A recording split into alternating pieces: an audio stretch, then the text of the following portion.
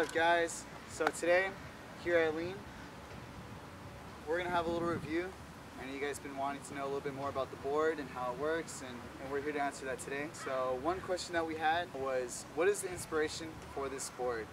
So before we came up with the LeanBoard, just like anyone else, we just threw big wheels on a regular skateboard because we just wanted a smoother ride, to get over the cracks and to just have one push and you're done. You don't really have to try so hard to get around. When we put bigger wheels on a normal board, there was a problem. And the problem was that it raised our center of gravity. And when you raise our center of gravity, you kind of get thrown off when you're making those sharp turns. And so let's say when you look at a sports car has a lower center of gravity, it's lower to the ground, so it won't flip over when making those sharp turns. And if you look at, let's say, like a monster truck, they have bigger wheels for a certain purpose, and you wouldn't throw those big wheels on that sports car. But what we did was, we're able to make the board low, like a sports car, with big wheels, like a Jeep.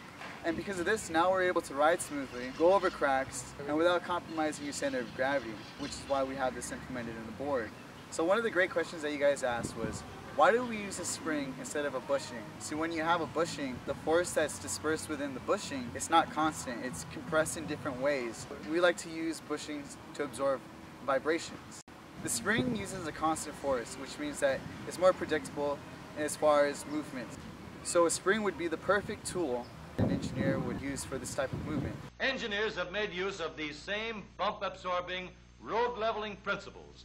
So what I like about these wheels is that we're using a urethane formula that basically absorbs the energy from the cracks or the pebbles. We noticed how much of a difference it made in the board, and we were really stoked about it. We'd go over cracks, we'd go over train tracks, and it always felt like nothing. I was like, wow, it's literally absorbing everything. I mean, you still feel the bumps. We're not saying that you're not gonna feel anything, but it's just the fact that the urethane in the formula, it's so bouncy, it's like a ball.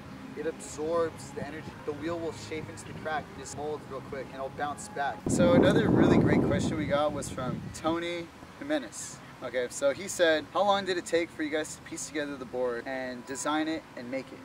So back in 2012, when we were making this board, our goal was to make it lean. And we're actually able to do that in our first prototype, which is a pretty huge accomplishment for just college students.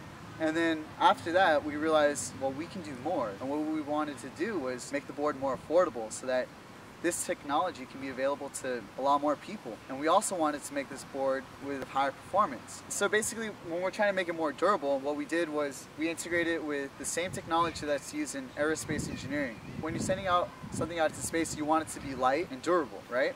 So that's what we did with this board. With the trucks, we made it with the same kind of aluminum that is used in the aerospace industry.